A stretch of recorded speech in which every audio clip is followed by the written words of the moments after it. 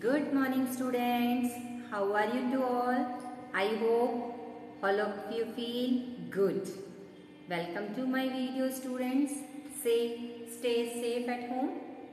Students, today I am going to teach you chapter number 4 of our social science book.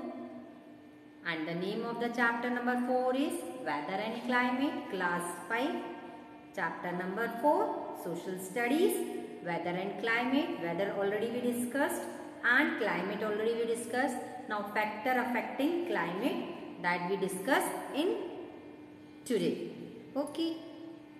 Now today we will discuss about distance from the sea. Distance from the sea means samudra se distance. Places near the coast have a moderate climate. Coast means वो area जो समुद्र के पास की जो जमीन होती है, वो लैंड एरिया जो समुद्र के पास होता है, that means coast. Places near the coast have a moderate climate. जो समुद्र के पास जो प्लेसेस होंगी, that place have a moderate climate. Moderate means extreme, न ज्यादा ठंड न ज्यादा गर्मी. It is neither too hot not too cold here. जो places near the coast have a moderate climate, that means जो प्लेसेस कोस्ट के पास है वहां का क्लाइमेट मॉडरेट है. It is neither too hot and not too cold here. That means वहां का क्लाइमेट ना ज्यादा गर्म और ना ज्यादा ठंडा रहेगा. This is due to the effect of the sea breeze. इसलिए ऐसा क्यों होता है? It is the effect of sea breeze. Sea breeze मतलब समुद्र की हवाओं के कारण. Water bodies that heat up and cool down at a slower rate that land. जो वाटर बॉडीज होती है, पानी, समुद्र का पानी, वो हीट अप गर्म होता है, cool down at a slower rate, that means गर्म होता है फिर ठंडा होता है.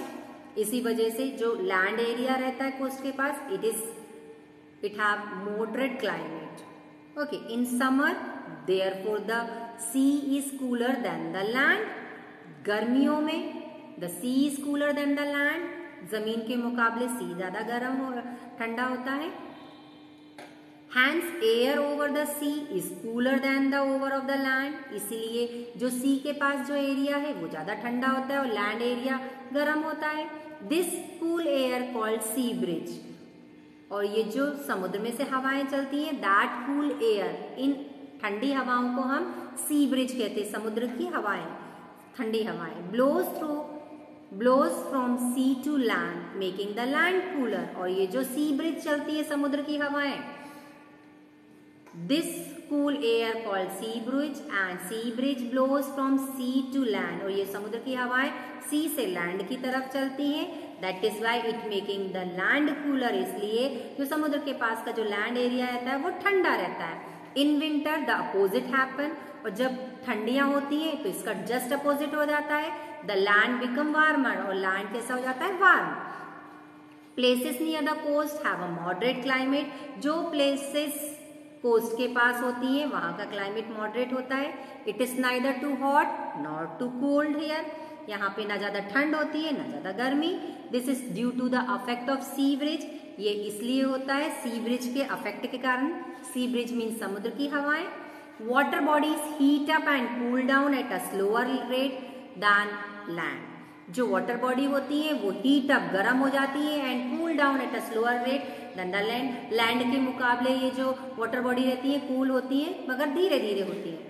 In summer therefore the sea is cooler than the land. इसलिए गर्मी में sea is cooler than the land. Sea ज्यादा कूल होता है लैंड के मुकाबले, लैंड के कंपैरिजन में. Hence air over the sea is cooler than that over the land.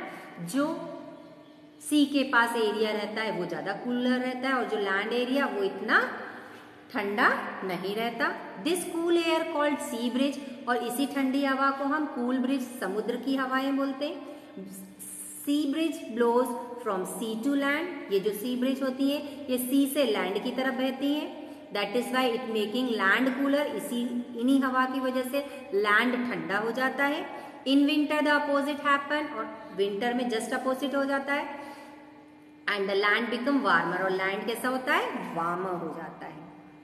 Places far away from the sea do not get sea bridges.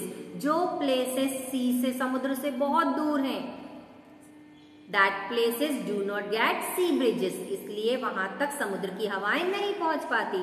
So they are extremely hot in summer and very cold in winter, इसीलिए वो जो जगह दूर रहती है समुद्र से वहां पे गर्मियों में बहुत गर्मी और सर्दियों में बहुत सर्दी पड़ती है। Such a climate is called a extreme climate, और ऐसे क्लाइमेट को एक्सट्रीम क्लाइमेट बोलते हैं। Let us compare the climatic conditions of Delhi and Chennai. चलिए दिल्ली और चेन्नई के क्लाइमेट को हम कंपेयर करते हैं। Chennai is located along the coast while Delhi is located far away from the coast. जो चेन्नई है वो समुद्र के पास बसा हुआ है और दिल्ली बहुत दूर बसा हुआ है।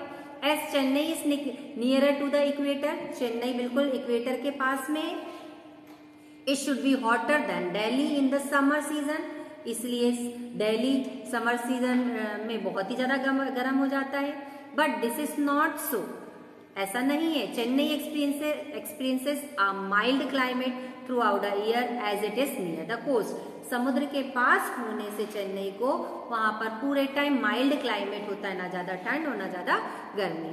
Places far away from the sea do not get sea breezes, that means वो प्लेसेस जो समुद्र से बहुत दूर हैं, इसलिए वहां पर सी ब्रिजेस नहीं पहुंच पाती। So they are extremely hot in summer and very cold in winter, that is why summer में बहुत गर्मी और विंटर में ठंड हो जाती है। Such a climate is called extreme climate, इस तरह के क्लाइमेट को हम एक्सट्रीम क्लाइमेट कहते हैं। Let us compare the climatic condition of Delhi and Chennai. Chennai और दिल्ली के क्लाइमेटिक कंडीशन हम कंपेयर करते हैं। Chennai is located along the coast while Delhi is located far away from the coast. जो चेन्नई है बिल्कुल कोस्ट के पास में है और दिल्ली बहुत दूर है। As Chennai is nearer to the equator, Chennai equator के बिल्कुल पास में। It should be hotter than Delhi in the summer season, और समर सीजन में दिल्ली से ज्यादा हॉट होती है। But this is not so, ऐसा नहीं है। Chennai experiences a mild climate throughout the year as it is near the coast. समुद्र के पास होने की वजह से वहां का क्लाइमेट माइल्ड बना रहता है। Now let us talk about directions of wind. Wind की डायरेक्शन, हवाओं की दिशा। Wind blowing from hot region increases the temperature of a place while those blowing from cold region decreases the place.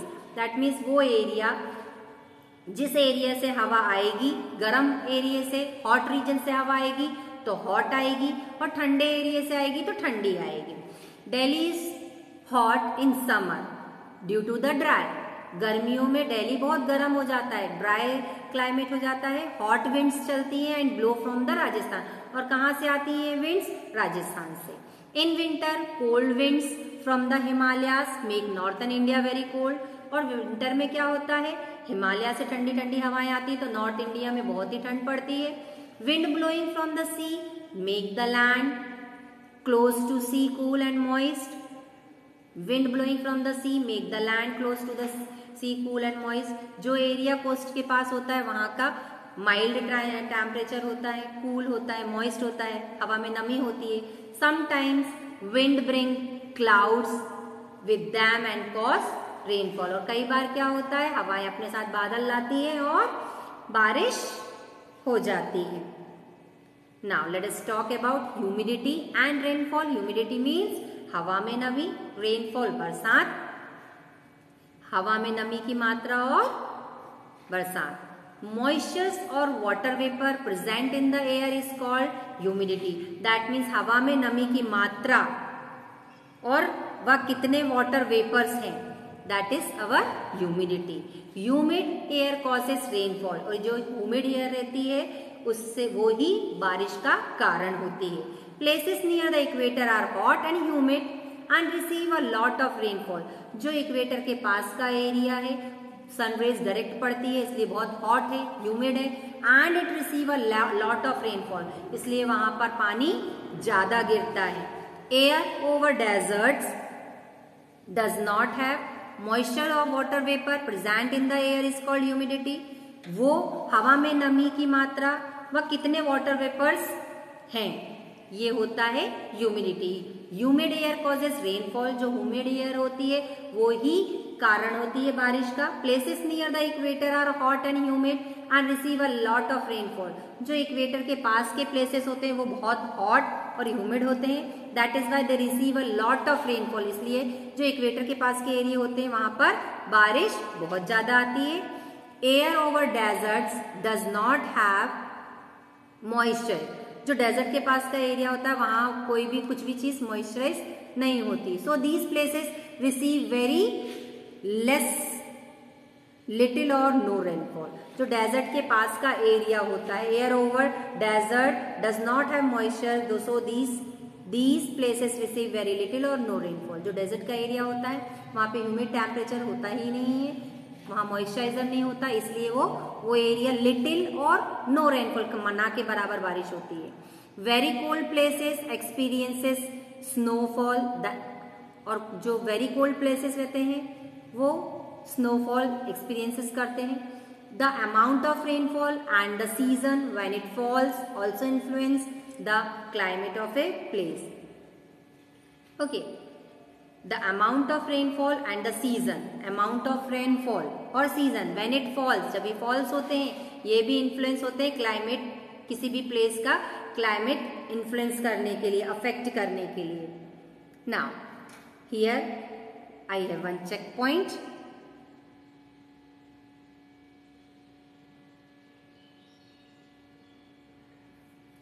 Changing weather condition cause season, जब weather की condition change होगी तो वो season affect करेगी। Is that true और false बेटा?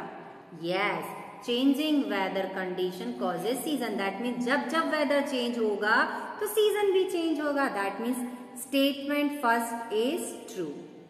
Now what second one बेटा? Places near the poles are hotter than the places near the equator. Poles के पास के जो प्लेसेस वो ज्यादा हॉट होंगे in comparison to equator. It is wrong बेटा, इक्वेटर के पास की जो प्लेसेस है it is very hotter than poles, that means equator के पास का एरिया ज्यादा गर्म होगा in comparison to poles. That means second statement of our true and false, second one is false. Okay, now third one, the temperature of a place decreases as the altitude increases. The temperature of a place decreases as the altitude increases. That means किसी भी place का temperature decrease होगा जब वो उसका altitude increase होगा। That means ज्यादा ऊंचाई पे चले जाएंगे हम तो वहां का टेम्परेचर डिक्रीज हो जाएगा, कम हो जाएगा, ठंड हो जाएगी। That means third statement of our true and false is true. Is that clear to you बेटा? Now the fourth one, wind blowing from cold region make a place hotter. Wind blowing from the cold region, cold region में जब wind आएगी make a place hotter, वो place को hot बना देगी क्या? नहीं, cold region से आएगी तो हवा कैसा region हो जाएगा वो? cold. That means fourth statement of our true and false, last one is false. I think this is enough to you beta. Meet you in the next video.